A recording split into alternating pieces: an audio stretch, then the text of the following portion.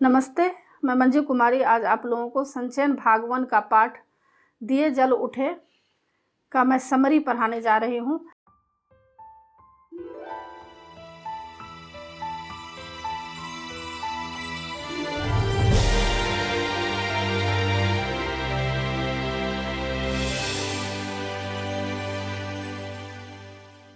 इनके राइटर मधुकर उपाध्याय जी हैं और इस पाठ में लेखक हमारे देश में जो स्वतंत्रता सेनानी हुए हैं, जैसे हमारे देश में बहुत सारे ऐसे स्वतंत्रता सेनानी हुए हैं जिन्होंने देश को आज़ाद करने के लिए अपने जान को भी कुर्बान कर दिए, जिनका नाम सरदार वल्लभ भाई पटेल, सुभाष चंद्र बोस, भगत सिंह, खुदीराम बोस, दादा भाई नौरोजी, सुरेंद्र नाथ बनर्जी और न जाने कितने लोग देश की आज़ादी के लिए काम किए।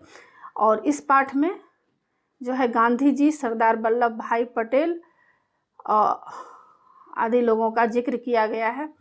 इस पाठ में लेखक यह बताने का कोशिश किए हैं कि देश की आज़ादी के लिए कितना संघर्ष किया गया और उस समय काफ़ी आंदोलन भी चल रहे थे, जैसे असहयोग आंदोलन, सविनय अवज्ञा आंदोलन, दांडी यात्रा। तो उसमें से ही एक यात्रा इसमें है, दांडी यात्रा का इसमें वर्णन किया गया है कि अंग्रेज़ सरकार हमारे देश पर नमक पर भी टैक्स ले रही थी। मतलब उस समय अंग्रेज़ का शासन था हमारे देश पर और अंग्रेज़ किस तरह से भारतीयों के ऊपर अत्याचार और जुल्म कर रहे थे। एक छोटी सी चीज़ नमक, जो कि साधारण सा नमक है, उस पर भी टैक्स ले रहे थे। तो गांधी जी को यह बर्दाश्त नहीं हुआ और वे चाह रहे थे कि नमक कानून को तोड़कर नमक स्वयं ही बनाया जाए। वैसे तो गांधी जी पूरे देशवासियों को यह भी कह रहे थे कि अंग्रेज़ का बनाया हुआ जितना भी सामान है उसको यूज नहीं करना चाहिए और स्वयं से अपना सामान बनाए और भारत में ही उसको बेचे। इससे क्या होगा, देश का पैसा देश में ही रहेगा और यहाँ से धीरे धीरे अंग्रेज़ चले जाएंगे। तो इस सिलसिले में गांधी जी दांडी यात्रा किए थे और दांडी यात्रा में उनको किस तरह से कष्ट सहना पड़ा, कितना उन्हें संघर्ष करना पड़ा, इस पाठ में बहुत ही सुंदर ढंग से वर्णन किया गया है। और यह बताया गया है कि दांडी कूच की तैयारी हो रही थी, मतलब गांधी जी दांडी यात्रा करने के लिए बहुत सारे लोग उनके साथ जाने को तैयार हो गए थे। तो उसी सिलसिले में सरदार वल्लभ भाई भी वहाँ पहुँचे थे और सरदार वल्लभ भाई पटेल को वहाँ की जो जनता है, जनता लोग बोले कि आप भी कुछ बोलिए। तो जैसे ही सरदार वल्लभ भाई पटेल जनता के कहने पर एक लाइन ही बोलना स्टार्ट किए थे कि भाइयों एवं बहनों, क्या आप सत्याग्रह के लिए तैयार हैं। इतना ही बोलना जैसे ही शुरू किए कि वहाँ का एक कलेक्टर मजिस्ट्रेट क्या किए, उन्हें गिरफ्तार कर लिया। उनका नाम कलेक्टर का नाम सिलडी था और इसलिए वे गिरफ्तार किए कि इससे पहले भी जो एक आंदोलन हुआ था, उस आंदोलन में जो है सरदार वल्लभ भाई पटेल किसी कारणवश सिलडी को भगा दिए थे। तो हो सकता है इसका बदला लेने के लिए उन्होंने ऐसा किया। और जब उन्हें गिरफ्तार कर लिया गया तो अब जज को समझ में नहीं आ रहा था कि उनको किस धारा के अंतर्गत क्या सज़ा मिलना चाहिए, क्योंकि सरदार वल्लभ भाई पटेल कोई जुल्म नहीं किए थे, कोई गुनाह नहीं किए थे, अपने देश के लिए सिर्फ एक लाइन बोले थे, इसके लिए उन्हें गिरफ्तार कर लिया गया। तो यहाँ पर लेखक यह बता रहे हैं कि 8 लाइन का फैसला लिखने में उन्हें 1.5 घंटा का वक्त लग गया। मतलब जज यह समझ नहीं पा रहे थे कि किस धारा के अंतर्गत इनको कौन सी सज़ा देना चाहिए। लास्ट में उन्होंने क्या किया, उनको 500 रुपये जुर्माना और 3 महीना का सज़ा उन्हें मिला। यह जब गांधी जब सुने इस बात को तो वे काफ़ी चिंतित हो उठे और चारों तरफ जो है पूरे देश में इस बात के लिए लोगों के अंदर प्रतिक्रिया दिखाई दी, मतलब सब गुस्से में थे। और फिर क्या हुआ, सरदार वल्लभ भाई पटेल को साबरमती के जेल में डालना था। तो साबरमती आश्रम में महात्मा गांधी जी भी रहते थे। तो महात्मा गांधी जी सोच रहे थे कि सरदार वल्लभ भाई पटेल से मिलना चाह रहे थे, लेकिन उन लोगों के मन में ऐसा भी हो रहा था, आश्रम वासियों के मन में, कि हो सकता है अंग्रेज़ की सरकार है, अंग्रेज़ उन्हें मिलने नहीं दे सकता है, लेकिन सरदार वल्लभ भाई पटेल और महात्मा गांधी उस समय के जनप्रिय नेता थे, पॉपुलर लीडर थे, तो कहीं ना कहीं अंग्रेज़ को भी उन लोगों से डर था। इसलिए अंग्रेज़ सरकार क्या किए, महात्मा गांधी को उनसे मिलवाए। तो एक छोटी सी ही मुलाकात होती है और वहाँ पर सरदार वल्लभ भाई पटेल महात्मा गांधी को बोलते हैं कि मैं चलता हूँ, अब आपकी बारी है। मतलब अब जो भी देश के लिए, स्वतंत्रता के लिए काम करना है, वह अब आपके ऊपर जिम्मेदारी है, आप देश को संभालिए, अब मैं तो जेल जा रहा हूँ। और दूसरी बात इससे यह भी निकल सकता है कि हो सकता है हमको तो जेल लेकर जा रहा है बेवजह, अब हो सकता है कि आपको भी जेल भेज दिया जाए। तो यह सब बात चल रही थी। तो फिर क्या हुआ है, यहाँ दिखाया है कि जब गांधी जी दांडी जा रहे थे तो रास एक जगह का नाम है गुजरात, जहाँ पर उनका भव्य स्वागत किया गया। वहाँ के जो दरबार समुदाय के लोग थे, दरबार गोपाल दास और रविशंकर महाराज, मतलब वे लोग काफ़ी धनी थे और ज़मींदार थे और ऐशो आराम की ज़िंदगी जी रहे थे, लेकिन उन्होंने सारी सुख सुविधा को त्याग कर देश की आज़ादी के लिए सब कुछ न्यौछावर कर दिया और गांधी जी के साथ वे लोग मिल गए। तो यहाँ पर क्या हुआ,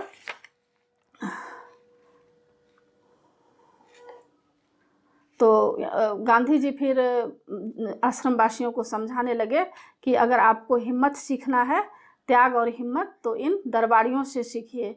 मतलब इन लोगों ने अपना सब कुछ त्याग कर किस तरह से देश की स्वतंत्रता के लिए हमारे साथ कदम से कदम मिलाकर चल रहे हैं। फिर आगे बता रहे हैं कि साबरमती के तट पर मीटिंग होने वाली थी और जवाहरलाल नेहरू जी महात्मा गांधी से मिलना चाह रहे थे, लेकिन स्थिति इस तरह से बिगड़ी हुई थी क्योंकि सरदार वल्लभ भाई पटेल जो मुख्य नेता थे उन्हें गिरफ्तार कर लिया गया था। तो ये काफ़ी चिंतित अवस्था में थे। तो गांधी जी एक पत्र लिखते हैं जवाहरलाल नेहरू को कि अभी मैं आपसे नहीं मिल सकता हूँ क्योंकि अभी की स्थिति काफ़ी ख़राब है, क्योंकि सरदार वल्लभ भाई पटेल को भी गिरफ्तार कर लिया गया है और दांडी यात्रा करना है, उसमें नमक बनाना है, यह सब कुछ बातें जो है जवाहरलाल नेहरू को भी लिखे थे। और फिर बताया जा रहा है कि रास की आबादी 3000 थी और रास में जब गांधी जी वहाँ पहुँचते हैं तो वहाँ की आबादी बता रहे हैं कि 3000 थी, लेकिन वहाँ पर 20,000 लोग मिलने के लिए गांधी जी से आते हैं और गांधी जी जो है देश को किस तरह से आज़ाद किया जाए और सरदार वल्लभ भाई पटेल को जो गिरफ्तार कर लिया गया उसके बारे में भी गांधी जी उन लोगों को बताए हैं कि सरदार को यह सज़ा आपकी सेवा के पुरस्कार के रूप में मिली है। तो यहाँ पर गांधी जी पूरे यात्रियों, वहाँ के जो भी आए हुए थे जनता, उनको बोल रहे थे कि जो है सरदार को सज़ा आप लोगों की सेवा के लिए मिला है। कहने का मतलब यह है कि देश की स्वतंत्रता के लिए जो काम कर रहे थे उसी सिलसिले में सरदार वल्लभ भाई पटेल को गिरफ्तार कर लिया गया है। तो फिर गांधी जी जितने भी जो जॉब कर रहे थे, नौकरी कर रहे थे, उन लोगों को भी सलाह दिए कि आप लोग त्यागपत्र दे दीजिए, क्यों हम अंग्रेज़ का गुलाम बनेंगे, अंग्रेज़ का काम करेंगे, क्यों नहीं हम अपने देश में ही अपना कोई ना कोई रोज़गार करेंगे जिससे हमारे देश का पैसा हमारे देश में रहेगा। अगर आप लोग उनसे चिपके रहिएगा, आप लोग अगर अंग्रेज़ का काम करेंगे तो क्या होगा, देश का पैसा विदेश चला जाएगा और अंग्रेज़ इस तरह से यहाँ पर देश में राजा बनकर रह जाएंगे और पूरा आधिपत्य यहाँ जमा लेंगे, फिर हम लोगों का बुरा हाल हो जाएगा, मतलब यह देश गुलाम हो जाएगा। तो बहुत सारे मुखिया लोग भी जो थे, जो दर पीढ़ी से चलता आ रहा था, मतलब उनके नाना दादा परदादा जो भी है वो लोग मुखिया बने हुए थे, वे लोग भी महात्मा गांधी के कहने पर त्यागपत्र दे दिए और बहुत सारे जो कर्मचारी थे, जो जॉब कर रहे थे, वे लोग भी त्यागपत्र देकर स्वतंत्रता के लिए गांधी जी के साथ मिल जाते हैं। और आगे बता रहे हैं कि गांधी ने रास में भी राजद्रोह की बात पर जोर दिया और वे चाह रहे थे कि कोई बात नहीं, अगर हमको भी गिरफ्तार कर ले तो सरकार कर ले। फिर सत्याग्रही को 6 बजे रास से चले और 8 बजे कनकापुरा पहुंचते हैं और 6 बजे जब चलते हैं तो वहाँ 8 बजे कनकापुरा पहुँचते हैं। और कनकापुरा में 108 साल की एक बूढ़ी महिला गांधी जी के माथे पर तिलक लगाती हैं और कहती हैं कि महात्मा जी आप जल्दी स्वराज लेकर वापस आइएगा। और महात्मा गांधी जी भी उन्हें कहते हैं कि ज़रूर मैं स्वराज लेकर वापस आऊँगा। फिर जो है गांधी जी जनसभा में जो देश में जो अंग्रेज़ शासन चल रहा था उसके ऊपर भी उनको काफ़ी चिंता थी और बोल रहे थे कि यह जो शासन चल रहा है वह राक्षसी शासन है। यह कब मतलब राक्षसी शासन का जल्द से जल्द संहार होना चाहिए। इन सब बातों का भी जिक्र किया गया है। और फिर यहाँ पर बताया गया है कि कनकापुरा में गांधी के भाषण के बाद समाप्त हो जानी थी भाषण, लेकिन इसमें परिवर्तन कर दिया गया। क्योंकि इसलिए परिवर्तन कर दिया गया क्योंकि रात में समुद्र का पानी चढ़ने पर पार किया जाए।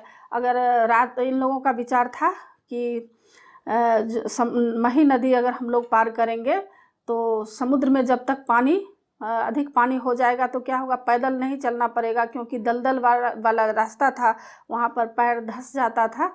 तो गांधी जी बोले कि अगर हम लोगों को नदी पार करना है तो आधी रात के समय पार करेंगे, क्योंकि आधी रात में क्या होता है, समुद्र का पानी पूरा चढ़ जाता है, मतलब भर जाता है। उससे क्या होगा, नाव से ही हम लोग पार कर लेंगे। मही के तट पर काफ़ी अंधेरी रात थी और वहाँ पर गांधी जी को लोगों ने कहा कि काफ़ी गांधी जी थक गए थे। तो लोग बोले क्या, जो गांधी जी अब हम लोग चाहते हैं कि आप सवारी मतलब कार पे बैठकर यात्रा करें। लेकिन गांधी जी बोले कि नहीं, यह हमारी धर्म यात्रा है और धर्म यात्रा में हवाई जहाज़, मोटर या बैलगाड़ी में बैठकर जाने वाले को लाभ नहीं मिलता है। यात्रा में जितना कष्ट सहें और जितना दुख मिले तभी यात्रा सफल होता है। तो गांधी जी सवारी लेने से इनकार कर दिए और उतना दलदल वाले रास्ते में पैदल ही सफ़र किए हैं। गांधी जी को नदी पार कराने की जिम्मेदारी रघुनाथ काका को सौंपी गई थी। तो रघुनाथ काका कौन थे, जिनके पास नाव भी थी और नाव भी वे चलाते थे। तो लोग उनको निषाद राज कहने लगे। रघुनाथ काका को निषाद राज इसलिए कहे, जैसे रामायण में हम लोग देखते हैं कि निषाद राज जी कैसे भगवान राम को पार उतारे हैं, तो इसी तरह निषाद राज गांधी जी को नदी पार करवाते हैं। और वहाँ का नज़ारा काफ़ी देखते ही बन रहा था। क्या था, कई हजार लोग नदी तट पर पहुँच गए थे, उन सब के हाथों में दिए थे और नज़ारा बहुत ही अच्छा, मतलब पूरे रोशनी से जगमगा रहा था। रात 12 बजे महिसागर नदी का किनारा भर गया, पानी चढ़ाया। गांधी जी झोपड़ी से बाहर निकले और घुटनों तक पानी में चलकर नाव पर पहुंच जाते हैं। महात्मा गांधी की जय, सरदार वल्लभ भाई पटेल की जय, जवाहरलाल नेहरू जी की जय की नारा वहाँ लोग लगा रहे थे और चारों तरफ जो है आवाज़ गूंज रहा था। रोशनी दोनों किनारों पर हजारों लोग अपने हाथों में दिए लेकर खड़े थे। दिए लेकर इसलिए खड़े थे क्योंकि काफ़ी अंधेरा था। वे लोग चाह रहे थे कि हमारे प्रिय नेता जो महात्मा गांधी है यहाँ से निकलेंगे, इसलिए उनको कोई असुविधा नहीं होना चाहिए। इसलिए वे लोग आधी रात को जग कर दिए लेकर खड़े थे ताकि जितने भी सत्याग्रही हैं वहाँ से आराम से पार हो सकें। तो बहुत ही अच्छा दृश्य दिखाई दे रहा था। और वे लोग जो महात्मा गांधी की जय, जवाहरलाल नेहरू की जय और जो भी कह रहे थे, तो उस सरदार वल्लभ भाई पटेल की जय जब बोल रहे थे तो दोनों तरफ जो है आवाज़ें गूंज रही थी। महिसागर के दूसरे तट पर स्थिति कोई भिन्न नहीं थी। उसी तरह का कीचड़ और दलदली ज़मीन था। यह पूरी रात यात्रा का संभवतः सबसे कठिन हिस्सा था और 1.5 किलोमीटर तक पानी और कीचड़ में चलकर गांधी रात के 1 बजे पार पहुँचे। मतलब 1.5 किलोमीटर गांधी जी कीचड़ दलदल से भरे रास्ते में पैदल ही सफ़र किए और सीधे विश्राम करने चले गए। गांव के बाहर नदी के तट पर उनके लिए झोपड़ी की व्यवस्था की गई थी। गांधी के पार उतरने के बाद तट पर दिए लेकर लोग काफ़ी देर तक खड़े रहे, क्योंकि उन लोगों के मन में यह विचार हो रहा था, सोच रहे थे कि और भी जो है सत्याग्रही यहाँ से पार उतरेंगे, इसलिए कोई असुविधा नहीं हो, इसलिए सबके हाथ में दिए थे, सब लोग इंतज़ार कर रहे थे। तो इस पाठ से यह संदेश मिलता है कि हमारे देश के जो स्वतंत्रता सेनानी हुए हैं, जैसे महात्मा गांधी, सरदार वल्लभ भाई पटेल, जवाहरलाल नेहरू और जितने भी अनगिनत स्वतंत्रता सेनानी हुए हैं, उन्होंने अपने त्याग और बलिदान से किस तरह कष्ट उठाकर देश को आज़ाद किए हैं।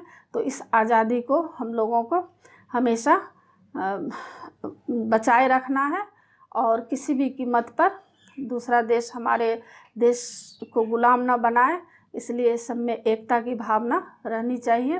तो आशा है आप लोगों को यह पाठ समझ में आ गया होगा, और अगर अच्छा लगे तो ज़रूर सब्सक्राइब कीजिएगा।